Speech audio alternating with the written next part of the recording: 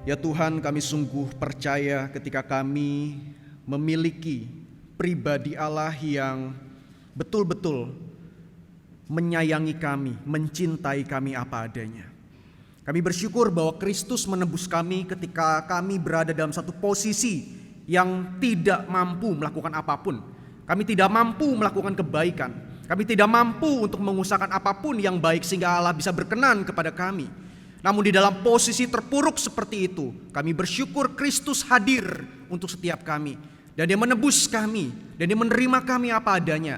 Sehingga melalui kasih-Nya itu Tuhan, kami bisa melakukan sesuatu hal yang terbaik dari hidup kami hanya untuk kemuliaan Tuhan saja. Dan hari ini kami ingin kembali merenungkan kasih-Mu, anugerah-Mu yang begitu nyata bagi hidup kami. Kami ingin sama-sama merenungkan mengenai sebuah perjanjian yang telah Tuhan lakukan bagi kami. Dan itu sangat-sangat baik buat kami. Begitu kuat sehingga kami bisa melayani Tuhan. Sehingga kami bisa melihat Allah kembali. Sehingga kami bisa menyembah Engkau dengan segenap hati dan juga pikiran kami. Terima kasih ya Tuhan. Kiranya Roh Kudus boleh berbicara kepada setiap hati dan juga pikiran kami. Agar ketika kami mendengar firman ini, bukan hanya sebatas di pikiran saja, tidak hanya nyangkut di rasio kami, namun sungguh ini meluap di dalam hati dan juga tindakan kami nanti. Terima kasih, kami sungguh bersyukur. Di dalam nama Yesus Kristus Allah kami yang hidup, kami berdoa. Amin. Shalom Bapak Ibu. Shalom. Terima kasih untuk kesempatannya bagi saya bisa join di dalam ibadah GKY Cimone. Terima kasih untuk Pak Gembala, Pendeta Bagio yang sudah mengundang. Terima kasih untuk majelis, pemimpin, dan juga jemaat sekalian. Ya, saya perkenalkan diri. Nama saya adalah Michael Wu. Saya adalah seorang hamba Tuhan dari Gereja GKBJ, Gereja Kristen Baptis Jakarta. Tapi saya pelayanan di cabangnya di Depok. Jadi hari ini tadi saya pagi dari Depok. Subuh-subuh saya datang ke tempat ini ya, jadi dari Depok. Puji Tuhan tidak terlalu macet ya. Dan saat ini posisi pelayanan saya adalah sebagai youth pastor. Saya pelayanan di anak muda memang, dan saya gembalain mereka di Depok situ. Dan anak muda kami itu punya satu nama, yaitu adalah Eagle Community ya. Jadi saya pelayanan di situ, saya preaching di sana, dan saya penggembalaan di sana. Lalu kesibukan yang lainnya juga sambil kuliah tentunya sama kayak Pak Bagio. Saya adalah teman studinya. Dan kalau Tuhan berkehendak, semester ini adalah semester terakhir dan kita bisa lulus ya Pak ya. Oke, baik ya, saya pikir perkenalan saya cukup sampai situ. Hari ini kita mau merenungkan satu topik yang sangat indah sebenarnya, yang terambil dari Yeremia pasal 31 ayat 31 sampai 34. Yaitu adalah mengenai sebuah kisah nubuatan yang ada di dalam perjanjian lama dan akhirnya sudah digenapi ketika Yesus Kristus itu hadir. Namun perjanjian ini adalah sebuah perjanjian yang sebenarnya begitu indah. Tapi saya bingung kenapa banyak orang yang tidak terlalu melihat perjanjian ini begitu indah. Semua itu terbukti ketika dia melakukan sebuah tindakan di dalam hidupnya. Seakan-akan dia tidak memahami apa yang sudah Tuhan kerjakan di masa yang lampau untuk dirinya. Sehingga hari ini kita bisa melayani, sehingga hari ini kita bisa memuji Tuhan. Dan hari ini saya ingin di dalam perenungan Prapaskah kita di masa Lent ini, kita betul-betul merenungkan sebuah keindahan dari perjanjian yang sempurna ini. Karena kalau kita tidak menemukan sebuah keindahan dari perjanjian yang sempurna ini, rasanya hidup kekristenan kita tidak ada bedanya dengan moralitas di luar sana. Kita melakukan kebaikan, apa bedanya dengan kekristenan? Kita melakukan sebuah tindakan sosial, apa bedanya dengan kekristenan? Maka dari itu kita perlu merenungkan ada sebuah keindahan yang harusnya lahir dari sebuah firman yang indah dan akhirnya meluap di dalam hati kita. Sehingga kita tuh betul-betul concern gitu loh di dalam hidup kita. Kenapa saya melakukan ini? Karena saya menerima anugerah yang sangat indah itu. Dan hari ini kita mau merenungkan mengenai perjanjian yang sempurna. Saya ingin setiap kita membuka di dalam kebenaran Alkitab. Di dalam Yeremia pasal 31 ayat 31 sampai 34. Ini adalah teks yang akan kita bahas bersama. Yeremia pasal 31 ayat 31 sampai 34. Saya akan bacakan untuk Bapak Ibu semua. Bapak Ibu semua bisa melihat di dalam Alkitab masing-masing. Ayat yang pertama, 31. Sesungguhnya akan datang waktunya, demikianlah firman Tuhan. Aku akan mengadakan perjanjian baru dengan kaum Israel dan kaum Yehuda. Bukan seperti perjanjian yang telah kuadakan dengan nenek moyang mereka. Pada waktu aku memegang tangan mereka untuk membawa mereka keluar dari tanah Mesir. Perjanjianku itu telah mereka ingkari. meskipun aku menjadi tuan yang berkuasa atas mereka. Demikianlah firman Tuhan. Tetapi beginilah perjanjian yang kuadakan dengan kaum Israel sesudah waktu itu. Demikianlah firman Tuhan. Aku akan menaruh Tauratku di dalam batin mereka dan menuliskannya di dalam hati mereka. Maka aku akan menjadi Allah mereka dan mereka akan menjadi umatku. Ayat yang terakhir. Dan tidak usah lagi orang mengajar sesamanya untuk mengajar saudaranya dengan mengatakan kenallah Tuhan. Sebab mereka semua besar kecil akan mengenal aku. Demikianlah firman Tuhan. Sebab aku akan mengampuni kesalahan mereka dan tidak lagi mengingat dosa mereka. Wow, inilah sebuah firman yang begitu indah. Dan kita akan coba menyelami bagaimana keindahan firman ini yang harusnya mentransformasi kehidupan kekristenan kita. Saya akan mulai dari sebuah perjanjian yang baru ini. Kalau kita lihat di dalam teks yang tadi kita baca, ayat yang 31. Di sana Yeremia menggunakan sebuah perkataan apa? Sesungguhnya akan datang waktunya, demikianlah firman Tuhan, aku akan mengadakan perjanjian baru. Nah, kalau kita lihat ada kata perjanjian baru. Perjanjian baru ini adalah perjanjian yang sebenarnya sangat berbeda dengan perjanjian yang ada sebelumnya. Kalau kita lihat dalam sejarah, sepanjang sejarah perjanjian lama, mulai di dalam kisah Adam sampai terus ya Nuh, Abraham, Daud, dan sampai akhirnya ke nabi-nabi yang lain. Allah itu sangat banyak mengikat janjinya dengan umat, betul? Kita akan selalu melihat Allah mengikat janji, Allah mengikat janji, Allah mengikat janji. Tapi saya mau kasih tahu satu hal. Ketika Yeremia menubuatkan di dalam ayat 31 ini adalah sebuah janji yang sangat-sangat berbeda dengan janji-janji yang lalu. Dan janji ini adalah janji yang betul-betul sempurna. Sempurna dalam konteks apa? Bukan dalam arti yang lain itu tidak sempurna, tapi itu belum di dalam kepenuhannya. Jadi janji-janji yang lama belum dalam kepenuhannya. Dan ketika Yeremia mengatakan di dalam ayat 31 ini, akan ada sebuah perjanjian yang baru bagi kamu. Itu artinya adalah akan ada satu perjanjian sempurna yang akan nanti merubah kehidupanmu seutuhnya. Makanya kalau kita lihat ayat-ayat berikutnya, tadi dikatakan apa? Bahwa kamu akan ditebus, bahwa hatimu akan melekat dengan firman dan lain sebagainya. Inilah yang akan dilakukan oleh Allah kepada umatnya. Dan ini betul-betul perjanjian yang sempurna. Perjanjian yang sempurna itu artinya apa? Itulah sebuah perjanjian yang merupakan penggenapan. Penggenapan dari apa? Dari janji yang lama. Penggenapan dari apa? Dari sebuah perjanjian yang belum sempurna itu. Dari perjanjian apa? Penggenapan dari sebuah bayang-bayang Kristus yang sempurna. Wow. Ini adalah sebuah perjanjian yang sebenarnya mengacu nantinya kepada kedatangan Yesus Kristus. Artinya ini punya sebuah fokus, punya sebuah senternya di mana? Di Kristus nanti ketika Kristus datang. Artinya sebuah perjanjian yang betul-betul akan digenapkan ketika Yesus Kristus datang. Lalu kita akan bertanya-tanya bukan? Perjanjian seperti apa yang akan digenapi oleh Yesus ketika dia datang? Perjanjian seperti apa? Apa hubungannya dengan saya? Apa relasi dengan saya? Apakah begitu dekat? Apakah ini berbicara dengan umat Israel? Hari ini saya ingin menunjukkan ada sebuah keindahan di dalam perjanjian yang sempurna ini, yang begitu melekat dengan hidup kita. Dan itu menjadi alasan mengapa hari ini kita bisa berdiri dengan tegar. Makanya ketika kita bisa berdiri dengan apa adanya kita punya usaha, kita bisa pelayanan, itu kan tidak berbicara mengenai kita. Itu semua tentang Injil, tentang apa yang sudah Yesus kerjakan buat kita. Ini loh, dimulai dari sebuah janji perjanjian di dalam Yeremia pasal 31 ini. Dan ada 3 hal yang ingin saya sharingkan kepada setiap kita. Keindahannya apa? Keindahan yang pertama yang harus kita lihat, bahwa perjanjian ini itu diikatkan kepada manusia yang tidak sempurna. Ini adalah sebuah kabar yang sangat indah, sebuah kabar yang sangat baik untuk kita pahami. Karena apa? Allah itu mengikat janji dengan siapa? Dengan manusia yang sebenarnya tidak sempurna. Saya mau tanya kepada Bapak Ibu, kalau kita di dalam dunia pekerjaan, kalau kita di dalam dunia berelasi dengan antar sesama manusia, bukankah di dalam konsep manusia kita itu pengen mencari pegawai? Misalnya kita seorang bos, kita mau cari pegawai itu pasti yang bagus, betul gak sih?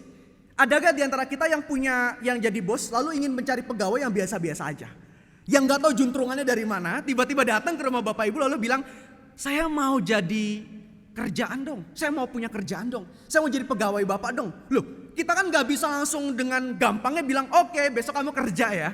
Lo enggak dong. Kita kan tentu perlu tahu, kamu tuh siapa? Integritasmu seperti apa? Intinya di dalam konsep manusia, ketika dia ingin berelasi sama orang, mengikat sesuatu sama orang itu, dia harus tahu orang itu siapa. Dia harus tahu orang ini adalah orang yang baik. Orang ini adalah orang yang punya integritas yang baik sekali. Dan itu sangat wajar, betul? Ini sangat wajar. Kita gak mungkin mau mengikat sebuah pertemanan, persahabatan dengan orang yang kita gak kenal. Setuju? Kita sering naik busway, kita sering naik KRL, kita sering naik lift, ketemu sama orang.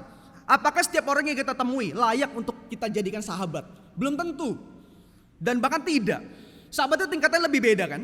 Kita kenal dia, kita tahu siapa dia, dan akhirnya kita bisa mengikat. Oke, kamu jadi sahabatku, aku jadi temanmu. Karena kamu orangnya baik juga. Aku takut kalau kamu bukan orang baik, nanti aku kenapa-napa. Itu wajar sekali antara manusia dengan manusia mengenal sebuah hubungan timbal balik yang seperti itu. Tapi di dalam perjanjian yang tadi kita baca, ini sangat-sangat berbeda. Bahwa Allah tidak mengikat perjanjian dengan orang yang sempurna. Allah tidak mengikat perjanjiannya dengan pribadi yang sudah perfect. Sudah sangat-sangat hebat, tidak melakukan dosa. Tidak. Ini adalah sebuah fakta Alkitab yang begitu indah. Dari fakta inilah kita memahami konsep anugerah yang sangat indah itu. Di dalam bagian inilah kita memahami mengapa Yesus menerima aku. Ini konsep yang sangat baik. Di dalam ayat 32 kalau kita mau lihat. Dikatakan, bukan seperti perjanjian yang telah kuadakan dengan nenek moyang mereka. Pada waktu aku memegang tangan mereka. Untuk membawa mereka keluar dari tanah Mesir. Perjanjianku itu telah mereka ingkari. Meskipun aku menjadi Tuhan yang berkuasa atas mereka. Demikianlah firman Tuhan. Bapak Ibu lihat bahwa dikatakan apa? Perjanjianku yang lama sudah mereka ingkari. Padahal Alkitab mengatakan aku membawa mereka keluar dari tanah Mesir. Bukankah ini sudah adalah sebuah peristiwa penebusan di dalam kitab Keluaran yang kita sangat pahami.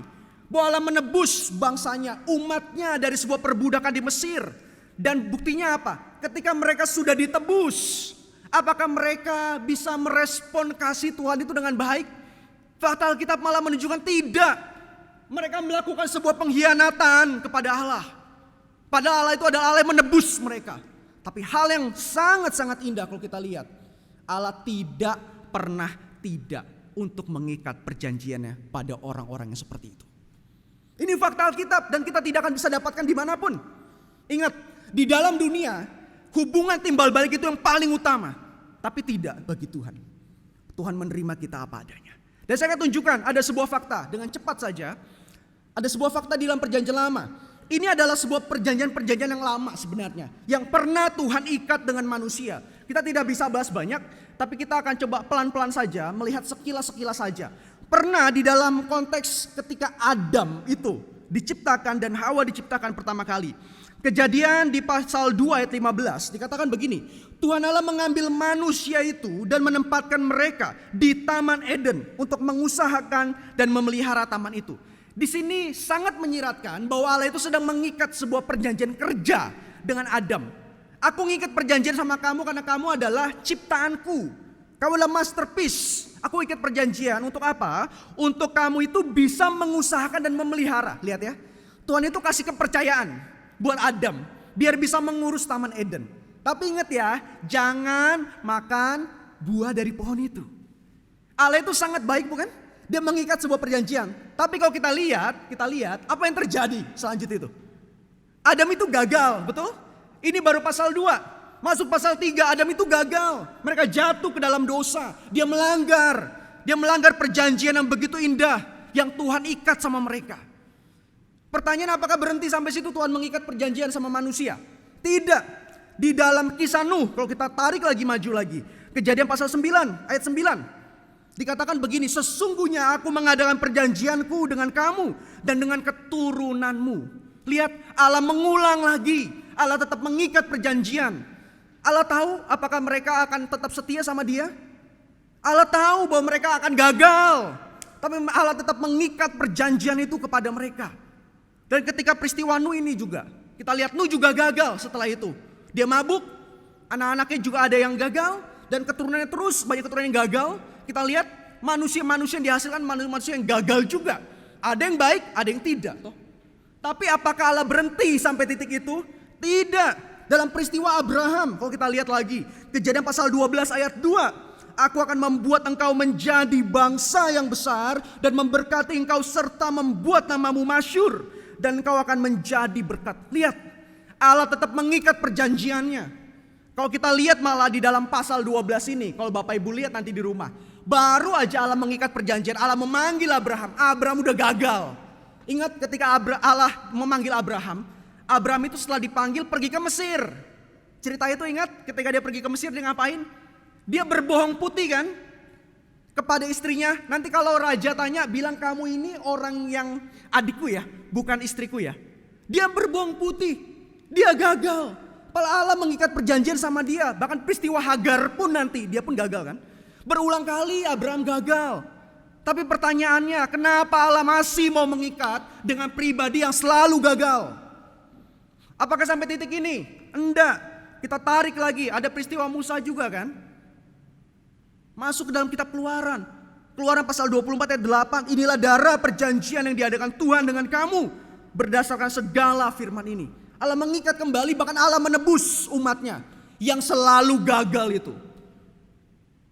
Kita lihat kasih Allah begitu besar. Allah memberikan kasihnya itu bukan karena kita sudah hebat. Ini adalah sebuah perjanjian yang sangat indah.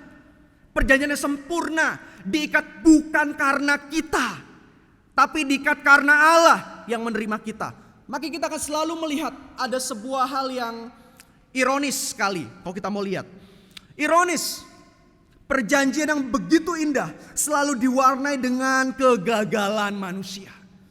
Fakta Alkitab Bapak Ibu akan coba lihat. Selalu melihat banyak kegagalan dari umat. Tapi di dalam peristiwa kegagalan itu selalu juga diwarnai dengan sebuah peristiwa penerimaan. Inilah kasih. Inilah sebuah isi dari perjanjian yang sempurna itu. Bahwa di dalam perjanjian yang sempurna kita diingatkan akan anugerah. Anugerah apa? Allah yang menerima kita apa adanya. Allah yang tidak pernah melihat diri kita. Allah yang menerima kita ketika kita masih berdosa. Bahkan Yesus mati buat kita ketika kita masih berdosa. Bukan dalam keadaan kita sudah hebat, sudah baik. Ini harus kita pahami. Bahwa Allah menerima setiap kita. Kalau kita mulai dari titik ini, kita akan bisa punya pemahaman bahwa apa sih yang bisa kita sombongin dari diri kita. Apa sih yang bisa kita banggakan dari diri kita. Toh ketika Allah pilih kita, kita bukan siapa-siapa.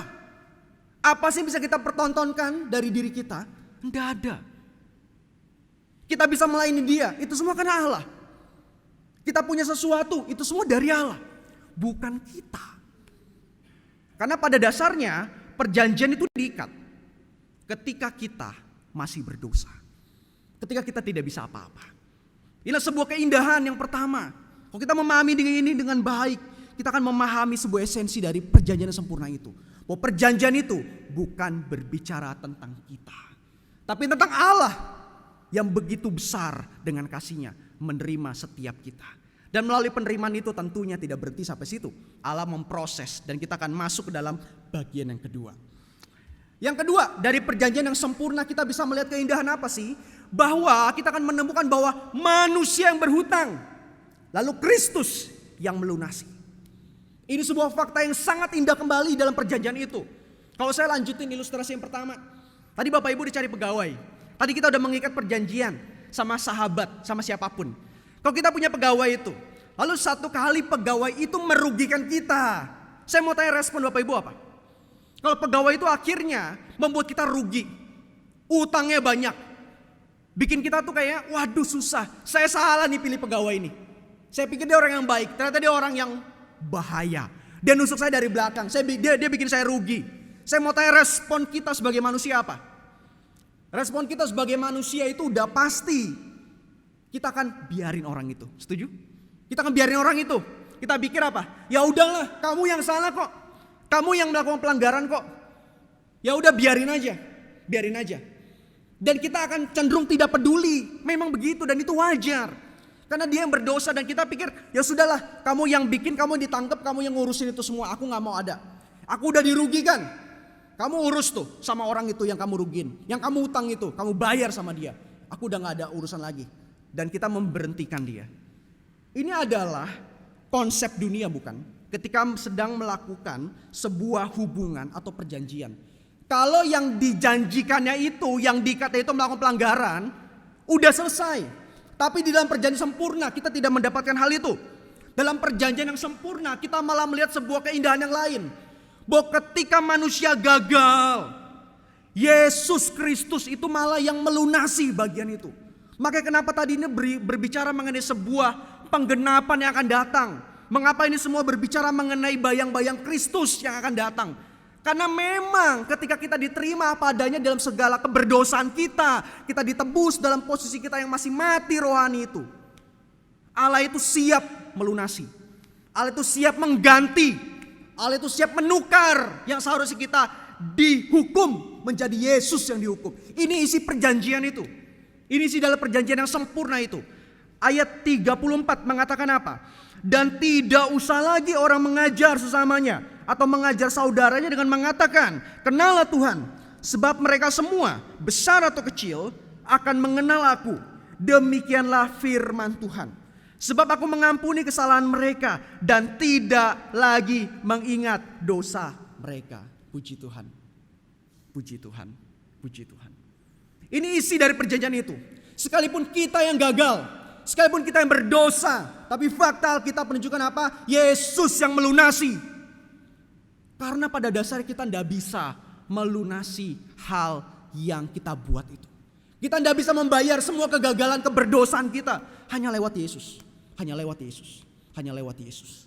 Kalau kita mau melihat ada bayang-bayang Kristus yang sangat nyata di dalam perjanjian lama. Bukankah di dalam perjanjian lama sangat kuat untuk menyiratkan mengenai kamu harus mempersembahkan korban. Dan juga ada fungsi imam di dalamnya. Lalu juga ada Taurat yang kukasih. Nah ini merupakan semua bayang-bayang yang mengacu kepada Yesus Kristus. Yang akan menebus di dalam perjanjian yang sempurna ini. Kalau kita melihat mengenai korban dan imam. Kita akan melihat dari Imamat 1, 4-5 bilang begini. Lalu ia harus meletakkan tangannya ke atas kepala korban bakaran itu. Sehingga baginya persembahan itu diperkenan untuk mengadakan perdamaian baginya. Kemudian haruslah ia menyembelih lembu itu di hadapan Tuhan. Dan anak-anak Harun, imam-imam itu harus mempersembahkan darah lembu itu. Orang perjanjian lama sangat mengenal dengan konsep ini. Mereka harus membayar dosanya dengan sebuah korban. Ini untuk apa? Untuk bisa memperdamaikan. Dan harus ada imam, bukan mereka. Mereka harus ada imam yang membawa. Imam itu harus melakukan sebuah pentahiran terlebih dahulu dari dirinya. Dia harus kudus agar dia bisa layak untuk mempersembahkan apa yang dibawa. Tujuannya apa? Untuk pendamaian. Tujuan untuk pendamaian. Maka pertanyaan adalah, apakah memang keselamatan mereka berdasarkan korban-korban domba itu? Apakah ada satu hal yang lain yang ingin ditunjukkan oleh perjanjian lama yang mengacu kepada Yesus Kristus? Nanti kita mau lihat, kita geser dulu kepada Taurat. Taurat juga sangat kuat dan diberikan. Mereka sangat-sangat semangat untuk melakukan Taurat. Bahkan kalau kita melihat di dalam kitab Injil, bukankah orang-orang Farisi, mereka sangat bangga kalau mereka bisa menuruti hukum-hukum itu. Mereka sangat merasa diri mereka menjadi pribadi yang benar, hebat, dan bisa menghakimi siapapun karena mereka sudah melakukan hukum. Tapi Yesus pernah mengatakan di dalam satu bagian kepada satu orang, ya, dibilang begini, tetapi jikalau engkau ingin masuk ke dalam hidup, turutilah segala perintah Allah. Bukan perkataan Yesus ini salah, tidak. Memang ini betul. Kalau kamu mau masuk diperkenan oleh Allah, kalau kamu mau masuk ke dalam hidup, ke dalam surga, ke dalam kekekalan, syaratnya apa? Turuti segala perintah Allah. Ini adalah sebuah syarat yang memang mutlak harus. Perkataan Yesus benar, bukan perkataan Yesus salah. Namun bagaimana kita memahaminya? Apakah kita memang bisa menuruti semua suku malah? Kalau kita bisa nurutin yang pertama, belum tentu yang kedua kita bisa nurutin, betul? Kita bisa nurutin yang kedua, belum tentu yang ketiga kita bisa nurut. Kalau ketiga kita gagal, kita ulang lagi dari yang pertama. Akan selalu begitu menjadi sebuah lingkaran setan. Dan kita akan terus menerus mendapati bahwa diri kita memang tidak mampu, tidak bisa. Tuntutan Tuhan begitu berat. Ketika Tuhan bilang apa? Kamu tidak boleh membunuh. Yesus tegaskan lagi, kalau kamu sudah merencanakan sesuatu, membenci saudaramu, itu sama. Tuntutan Allah begitu berat, sangat berat buat manusia. Terkadang manusia tidak sadar bahwa Allah itu pengen caranya seperti ini. Kenapa? Wajar sekali. Karena kita manusia berdosa. Ketidakmampuan total itu ada dalam diri kita. Sangat wajar Allah menuntut sebuah apa? Sebuah korban. Sangat wajar Tuhan menuntut apa? Ganti rugi dengan sebuah kematian. Makanya ketika kita melihat mengenai korban dan imam, ketika kita melihat mengenai Taurat, itu semua kita tidak bisa lihat tanpa Kristus. Itu semua kita tidak bisa lihat hanya satu sisi. Kita harus melihat ini dalam sebuah terang Kristus, adalah bayang-bayang Kristus. Apa yang kita bisa lihat? Korban menunjukkan harus ada yang mati untuk bisa menebus. Maka kenapa dalam perjanjian lama dikatakan apa? Harus ada korban untuk pendamaian. Bukan karena domba-domba itu kamu diselamatkan. Bukan karena segala persembahanmu itu kamu diselamatkan. Itu hanya bayang-bayang yang mengacu kepada Yesus. Dan Alkitab hanya ingin menekankan bahwa ketika kamu melakukan pelanggaran, memang harus ada yang mati untuk menggantikan itu. Makanya di dalam perjanjian lama itu digambarkan dengan domba. Lambangnya domba. Dan di dalam perjanjian baru, domba Allah itu mati. Yesus, betul? Harus ada yang mati. Lalu ketika kita melihat imam, imam menunjukkan apa? Imam menunjukkan harus ada pengantara yang sempurna kepada Allah. Tidak perlu imam lagi mentahirkan dirinya. Kalau dalam perjanjian lama imam itu harus mentahirkan dirinya dengan berbagai banyak peraturan. Agar dia bisa layak, dia tidak mati juga ketika bawa korban itu. Tapi di dalam Kristus, Yesus sudah menggenapi itu. Kita tidak perlu lagi imam untuk kita datang kepada Tuhan minta ampun. Kita tidak perlu lagi berfokus kepada manusia A.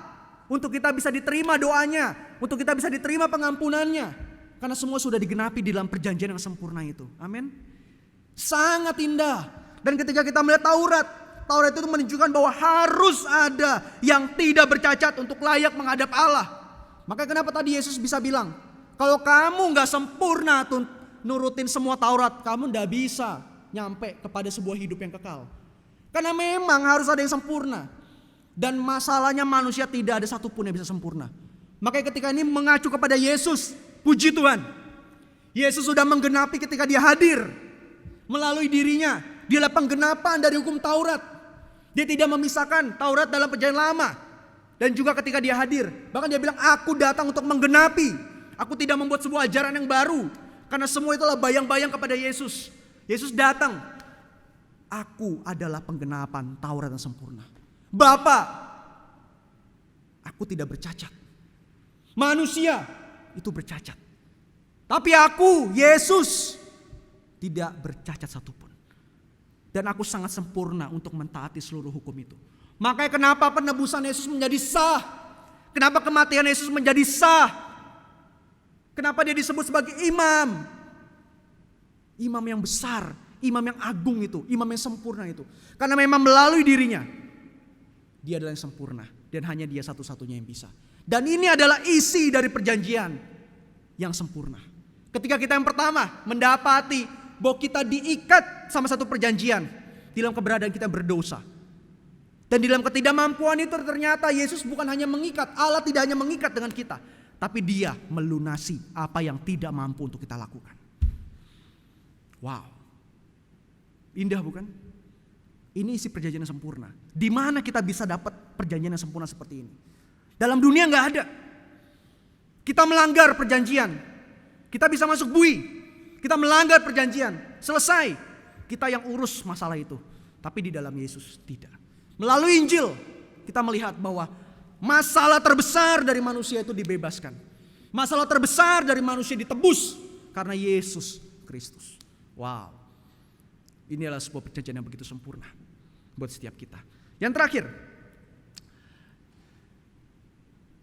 terakhir adalah Manusia ingin pergi, tapi Kristus memulihkan relasi. Ini adalah sebuah keindahan yang terakhir di dalam perjanjian yang sempurna ini. Kita akan mendapati bahwa kecenderungan kita manusia itu sebenarnya ingin pergi, meninggalkan Allah di dalam sebuah keberdosaan kita. Tapi toh Yesus tidak menginginkan hal itu. Bahkan dia berinisiatif, Allah Bapa mengutus anaknya yang tunggal hadir ke dalam dunia untuk memperbaiki relasi itu. Padahal kecenderungan kita maunya kabur, maunya lari, karena kita merasa gak layak. Bapak Ibu pernah merasakan gak sih kalau kita di dalam sebuah kondisi yang lagi on fire di dalam kehidupan rohani kita? Contohnya dalam masa Lent ini, kita tuh kayak on fire banget gitu loh. Beberapa gereja mengadakan puasa, kita on fire buat hal itu. Tapi ketika ada satu titik kita gagal, kita pernah gak sih merasakan kayak, ya ampun Tuhan, kok aku bisa lakukan ini? Ya ampun Tuhan, kok aku bisa kayak gini? Ya ampun Tuhan, kenapa aku kayak gini? Kalau kita gak damai dengan hal itu, pernah gak sih kita kayak merasa gak berharga lagi? Tuhan, aku benar-benar payah deh. Tuhan tuh baik banget, aku payah banget deh. Aku gak bisa merespon panggilan Tuhan dengan sangat baik. Aku manusia yang gagal banget deh Tuhan. Pernah gak kita merasa posisi kayak gitu? Saya pikir tiap kita pasti pernah, orang yang normal. Orang yang normal mengikut Tuhan, pasti pernah dalam posisi itu. Tapi saya mau kasih tahu, di dalam perjanjian yang sempurna itu, ketika kita ingin pergi dari Allah, ketika kita ingin menjauh dari kasih-Nya, Allah tidak pernah diam untuk agar kita jauh dari kasih-Nya itu. Dia datang mengembalikan kita, memeluk kita, agar kembali kepada relasi yang intim itu. Sehingga akhirnya kita ada di dalam sebuah dekapan kasih itu selalu. Ketika kita jatuh, Allah mendekap kita. Ketika kita gagal, Allah mendekap kita. Akhirnya kesadaran akan dekapan Allah itulah yang membuat kita merasa, Tuhan thank you ya, Tuhan thank you ya. Dan gak mungkin ada satupun orang yang merasa, semua ini karena aku berjuang. Memang kehidupan rohani bicara soal perjuangan. Memang di dalam proses sanctification, di dalam proses pengudusan, progressive sanctification ini sampai Yesus nanti datang, itu berbicara mengenai tanggung jawab kita juga. Tapi tidak 100% tanggung jawab kita. Ada peran Allah juga di dalam. Dengan sebuah kesadaran apa? Aku sebenarnya manusia yang tidak mampu. Kalau tanpa anugerah, aku gak mungkin bisa. Inilah sebuah kesadaran yang harus kita bangun.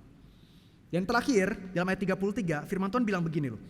Tetapi beginilah perjanjian yang kuadakan dengan kaum Israel sesudah itu.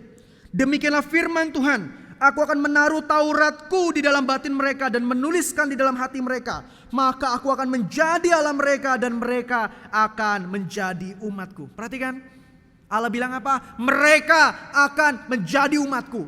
Padahal janji ini diberikan di dalam konteks bangsa Israel yang seperti apa? Konteks bangsa Israel seperti apa? Yang masih gagal. Beberapa pasal berikutnya kalau kita lihat, rajanya melakukan sebuah kejahatan. Bangsanya kembali lagi gagal. Tapi kenapa ayat ini berbicara seakan-akan sebuah relasi yang sudah dipulihkan? Memang ini adalah sebuah keindahannya. Allah itu udah tahu, Allah itu udah kasih tahu bahwa melalui perjanjian yang sempurna ini akan ada relasi yang dipulihkan. Akan ada relasi yang dipulihkan. Melalui Kristus, Taurat tidak lagi tertulis di loh batu yang terbatas, namun di dalam loh hati yang tidak terbatas. Kalau tadi kita lihat dalam perjanjian lama, Taurat ada di loh batu yang dituliskan oleh Allah. Dan itu sangat terbatas. Hanya bisa dilihat melalui batu itu. Hanya bisa dibawa-bawa. Sebatas batu itu ada di mana. Tapi melalui penebusan, melalui Kristus, di dalam perjanjian yang sempurna ini, Tuhan bilang apa? Firmanku tidak perlu lagi jauh dari kamu. Firmanku lagi tidak perlu dibatasi dengan batu itu. Tidak perlu kau membuat tabut lagi. Karena firmanku sudah tertulis di dalam hati setiap kita. Artinya apa? Ketika dikatakan firman itu sudah melekat sama hati kita, itu berbicara mengenai sebuah relasi sebenarnya yang Allah ingin kita bangun bersama Dia. Bukankah di dalam Yohanes pasal 15 mengenai perumpamaan pokok anggur? Mengenai sebuah pokok anggur, Yesus bilang apa? Kalau kamu memang adalah ranting-ranting aku, firmanku itu akan berdiam di dalam kamu. Firmanku inilah yang menjadi sebuah pintu untuk berelasi. Makanya ketika Tuhan katakan apa? Tidak akan ada lagi itu loh batu, tapi akan aku ukir di dalam hati setiap kamu. Kemanapun kita pergi, sekalipun kita keluar dari gereja, kita masuk ke dalam dunia, kita masuk ke dalam budaya yang ada, firman itu harusnya melekat di dalam hati kita. Setuju gak? Tapi terkadang kita suka terkontaminasi kan? Kontaminasi sama hal-hal dunia. Di gereja kita boleh hebat. Dalam lingkungan komsel, dalam lingkungan rohani kita mungkin terlihat oke. Tapi jawab dalam hati kita masing-masing di dalam perenungan masa Prapaskah ini. Apakah betul firman yang sudah diukir dalam hati kita itu betul-betul kita bisa pertanggungjawabkan sebagai sebuah relasi kita dengan Dia 24 jam. Bahkan ketika kita tidak ada di gereja ini, ketika kita ada di keluarga, ketika kita ada di dalam dunia, dimanapun kita berada.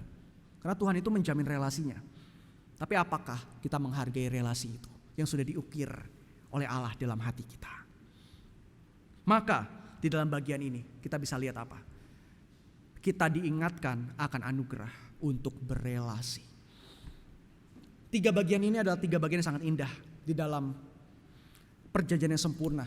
Yeremia pasal 31 ayat 31 sampai 34. Bahwa dalam perjanjian yang sempurna ini sekali lagi kita diingatkan bahwa ada Allah yang mengikat janjinya kepada manusia yang tidak sempurna. Melalui janjinya ini kita diperlihatkan bahwa Allah yang membayar semua hutang-hutang dosa kita. Dan di dalam perjanjian sempurna ini ada satu alasan kenapa Allah lakukan itu semua.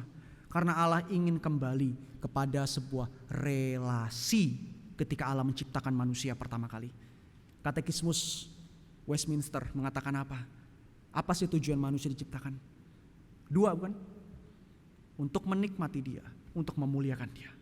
Menikmati Dia ini berbicara sebuah relasi. Memuliakan Dia berbicara mengenai sebuah respon. Dan Allah ingin mengembalikan relasi yang rusak ini terhadap dosa melalui Yesus Kristus. Amin saudara. Dan biarlah hari ini kita kembali lagi diingatkan dan disegarkan mengenai sebuah keindahan di dalam sebuah perjanjian yang sempurna ini. Mari kita bersatu dalam doa. Ya Tuhan, kami sungguh bersyukur. Kami bersyukur untuk kasih-Mu yang besar buat hidup kami. Kami melihat perjanjian yang sempurna yang dinubuatkan oleh Nabi Yeremia yang sudah digenapi melalui Kristus. Dan sesungguhnya itu adalah sebuah perjanjian yang penuh dengan kasih. Perjanjian yang sangat penuh dengan anugerah. Ajar kami Tuhan, agar kami di dalam hidup kami kekristenan ini, menghadapi dunia, menghadapi zaman, kami tidak melepaskan kasih-Mu. Kami tidak melepaskan anugerah-Mu. Dan akhirnya kami menjadi pribadi yang liar. Kami lupa bahwa kami tidak mampu tanpa Tuhan. Ajar kami Tuhan, ajar kami melalui segala usaha yang kami lakukan, melalui pencapaian-pencapaian hidup kami, mengenai sebuah nama yang kami mungkin dapatkan. Ajar kami untuk melihat bahwa ada Tuhan di balik semuanya itu. Terima kasih kami bersyukur, berkati umat-Mu, berkati gereja-Mu di tempat ini. Di dalam nama Yesus Kristus kami berdoa dan kami bersyukur. Amin.